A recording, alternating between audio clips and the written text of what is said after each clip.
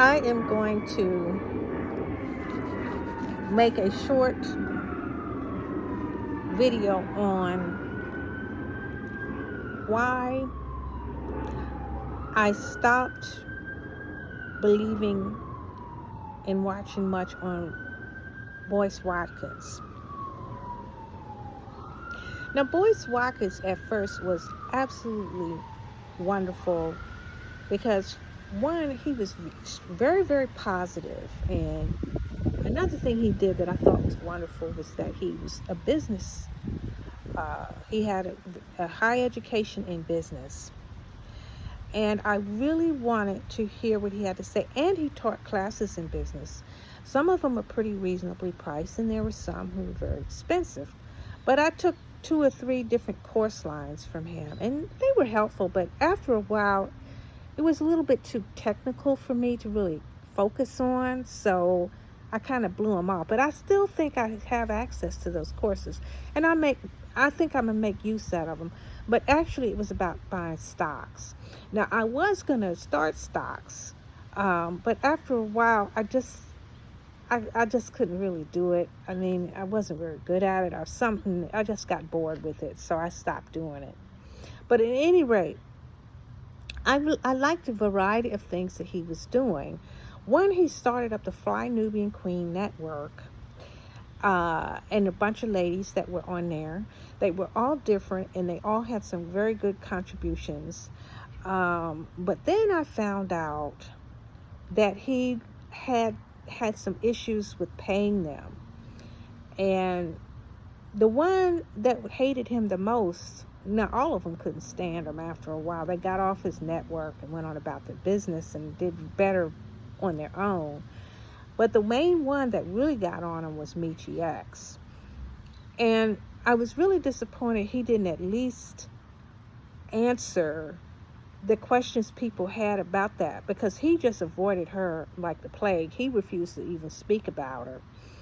He did speak about the other lady, Yvette Carnell, who she was the first one to get off of there, because he and her had some issues, and she had said he wasn't paying her enough and all this, and then he said, no, I paid this lady thousands of dollars and helped her with her rent and did that and the other, which is I don't know. I wouldn't do that if I were running a business and I hired somebody to do something. They're gonna have to use their salary. I'm not gonna get personally involved with a person and help them out, because it always ends up crossing too many boundaries. I mean, and then you end up hating each other. It's like lending a friend or family member money knowing they never will pay you back. Well, if that's what you're going to do, don't expect the money back. Just say, listen, I'll give it to you. If you can pay me back, fine. If not. But people get mad when they don't get paid back when you borrow money. You know, if people are borrowing money, they don't have money, and they're never going to have it to pay you back. That's usually how it works. Okay? At any rate, that's what he did. And now she claimed he wouldn't pay her and stuff. So that was a big misunderstanding. He also had non-disclosure agreements with these Fly Nubian queens. They weren't supposed to tell anybody anything, but unfortunately, they crossed the line and had disclosed a whole lot of stuff about him. That's why he pulled little nasty tricks on them, like taking their domain, not sending them their money on time. One of those poor ladies had an issue. She was helping him for a long time. He owed her thousands of dollars, didn't pay her. Got away without doing it. She should have sued his ass. I would have. But of course, for $4,000 or $5,000, what kind of lawyer are you going to be able to hire if you're broke anyway? You can't. So, he has him over a barrel. Now, when I heard all these little different stories about him, and then there was a couple of women suing him because he stole intellectual information from them or whatever the case may be, even the one that he had a relationship with. This is the thing. You get in a relationship with somebody, you don't want to go into business with them. That's not good. I've heard too many bad stories about intimate relationships, and you're doing business with them too. It doesn't work. Just recently, There was a woman who was running the turkey leg hut in Houston. Had a nice business. The damn thing got burned down. She had to kick her husband or whoever her mate was to the side because he was cheating on her, and he was running a business with her, taking all the money, embezzling the money, and every damn thing. It was a hot mess. That's why you don't run a business with your intimate partner, okay? I heard with a yoga institute, the man who ran the yoga institute had a wife or a woman that he was with from India. Okay, he stole her intellectual material and ran a business out of it, and they broke up, and she couldn't sue him for it. Okay, I mean, it was pretty ugly. Okay, and guess who I found us out from? The man who was running another yoga center, who was a gay man, by the way. I didn't even know he was gay. I didn't have any gaydar back then. You know, this was way back in 30 years ago. Okay. He told me that this guy, stole this woman's, yoga stuff and made a business out of it and left her for broke and all this kind of stuff. I mean, the guy was kind of a cold-hearted guy because he was a businessman. He was a banker. I mean, Anyway, so then this gay guy who was running this other place, when I went to his classes, he was a trip too.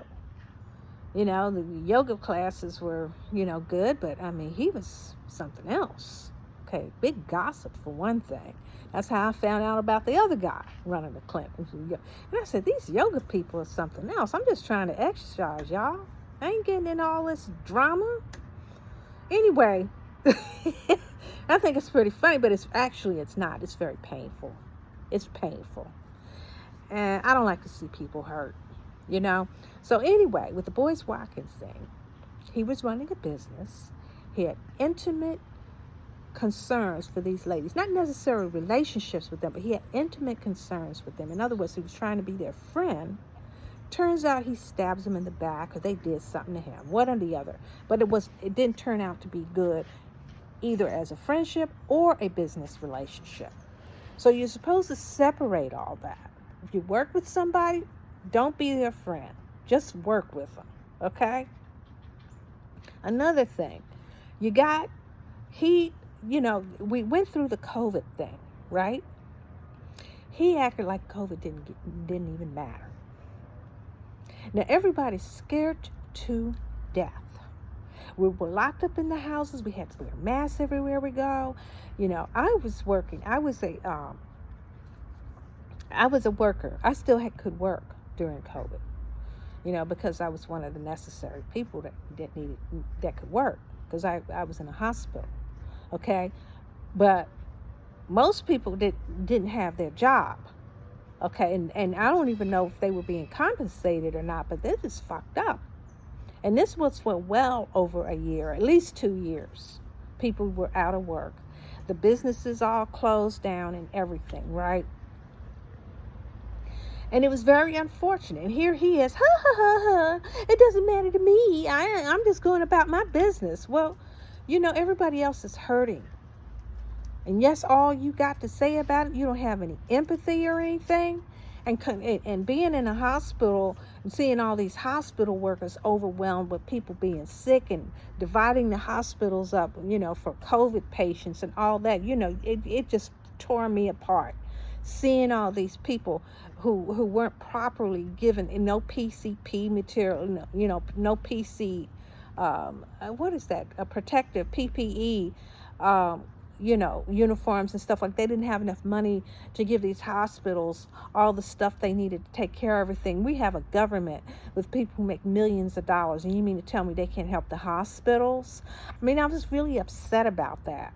Okay, but it didn't occur to him. He was just oblivious to the whole thing.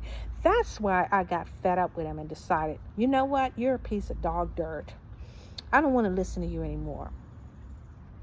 He was very irresponsible on his information because he was telling everybody that COVID was a hoax. It didn't mean nothing. But guess what? He ended up getting COVID. Isn't that a bitch? You're telling somebody, and even if there are people who get COVID who can get over it, but there's a lot of people who died from COVID, especially the first round of it. because viruses do, uh, they mutate, okay? But it takes time for them to mutate. The first round of it is very strong, and people aren't used to it, and they die from it. The flu killed a lot of people when it first came out. It killed the people who were, indigenous people in this country because somebody brought it over here to them. Okay, so let's not be irresponsible and have some empathy, when you're dealing with these issues, because it's scaring the hell out of people. And it hurt a lot of people because they had to stay home. The kids couldn't go to school.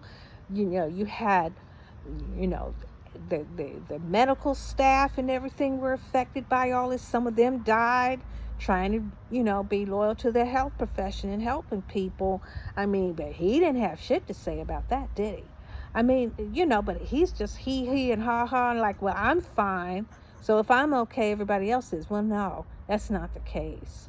And there are people who do not believe in how the COVID situation was being handled. Now, I can understand that because it hurt a lot of businesses. When Trump was in office, he tried to avoid shutting down all the businesses out here because of COVID. Okay, he really did. But people were determined to shut everything down, and it threw everything off. A stimulus had to be given out to everybody, and all this PPP loans, all that mess. All it turned out to be was another government. The government is fucking up things. It's not the actual virus that was the problem. It was a problem, but the government, the way they handled things, was not favorable. Okay, so now, getting back to the Boyce Watkins thing. He got married. Everybody talked about him getting married and everything. I don't think there's anything wrong with him getting married. I'm glad he's married and has a family, and he seems to be very happy in it and all that sort of thing. So I'm good for that. I like to hear the positive reinforcement that he gives on relationships and everything, but he also says that finances in relationships are a matter. Finances in relationships matter. They call it financial, quote unquote, lovemaking. I don't know what he actually said in that book, but in a way, you're supposed to be able to manage your money correctly, so you can keep a relationship, because that can run a relationship, havoc on a relationship, to have irresponsible money management. There's a lot of things that need to be managed between couples. So I don't know how he should have a class on that. Some guidance on it, because it does matter. I don't know if he does have a class on that or not, but if he were to run a business class, that should be one of the first ones, because you got to decide you manage your retirement, got to manage your funeral expenses, you got to manage your life insurance, know what life insurance to get, you got to manage your stocks and bonds, any investments that you have, and maintaining your residence and everything, your house and all that kind of stuff. Be prepared to do stuff like that, because the time will come. Well, it's very important. Now, of course, you have kids to raise and all that kind of thing. That's a different phase of life. You got to have money for that as well. He never talked about that, not that I heard. Okay, so this is the thing. It would be, for all practical purposes, his classes would work if he wasn't so far above everybody's reach, because the everyday person doesn't have $20,000 to invest in his stock market or whatever. I mean, it doesn't make any sense to me, unless they're already rich. And if they're already rich, they don't need him to teach them nothing. They got accountants already. They got people handling it for them. He ought to go to the celebrities and teach them how to manage money. Maybe that would help them, because since they always end up broke, because they mismanage their money, maybe he ought to do that. Run a class for them. Because we certainly could use responsible celebrities who don't blow all their money, because they could invest back in the black community. You don't hear them doing that, at least not that I know of. So at any rate, that's my whole thing with him. I would like to do more on him, but I haven't been watching him for too long, and every time I watch him, it just irks me. It's just something about him just irks me now. I used to really adore him. I used to think he was the greatest, very positive, but it turned out that he was only interested in what benefits him. And the way he treated the ladies in the Fly Nubian Queen Network, I know that they were supposed to have, uh, agreements with him and a disclosure agreement and everything. And they probably should have filed a suit against him. The ones that really didn't like him for their domains or whatever, they should have filed a lawsuit or did something, you know. But maybe that's not the only way, because he's got lawyers that could defend him, probably because, he told everybody he lets lawyers handle all his stuff. So he doesn't discuss it out, no, but that's probably why, because the lawyers told him, in order for us to help you, you got to keep your mouth shut and don't discuss it out in the open, because it'll blow our case out. So, for what it's worth, I wish the best for him, but at the same time, I wish he would clean up the mess that he made with all those other ladies that didn't benefit from helping him. Because I did try to go on there one time, and they emailed me, and I sent them a video. I never heard back from them. Of course, they probably thought my videos suck. They probably do. I mean, the others knew how to do more quality videos, and they had something really pronounced to say. So, I don't, but at the same time, we're discussing pretty much very similar topics, right? And I think I could, probably help people learn things or just have a focus on something. And those ladies didn't know any more than me, as far as I'm concerned, but they dressed better than me. They probably had better makeup on, or whatever the case may be. They were just more public friendly as far as they know how to set up a video and all that sort of thing. He said he let them use his platform, but they didn't, they didn't appreciate it and all that stuff. Now, I do agree with him on that he gave them an opening, okay, but at the same time, he did benefit from it more than they benefited, in a sense. However, a lot of people wouldn't have even heard of any of them if it wasn't for his platform. So at least they got that start, that catapult. When it comes to treating black men badly, I think some of them did treat black men very badly. And one of them, her whole platform is about bashing black men. So, I can't get into that. And then the others, they just kind of like went on their own path, and they were good paths. But when I interacted with a couple of them, they were really nasty to me. Never did anything to them, just interacted with them, and they just got hostile. So, a lot of this is just, the ego, the personality, narcissism, a combination of things that did not let this work. So I understand how it was frustrating to him and how he had to use his defense mechanisms to take care of him. And yes, they like to talk about his wife. They like to mistreat everybody. The thing is, why can't we all work together? That would be great if they would do that, But anyway, that's my synopsis on everything. I may have some more to say later, but I've been watching these people for years. I mean, well over almost 10 years, I would imagine. I can't remember exactly when, but it was at least since 2015. 2016. They were active on YouTube, and I started watching them because I really wanted to learn. I wanted to learn on what I could do to help the community, what businesses that I could get involved in, all that stuff, to keep updated. And then it just turns into a big drama, like a soap opera or something. So at any rate, I will be back. Thank you for listening.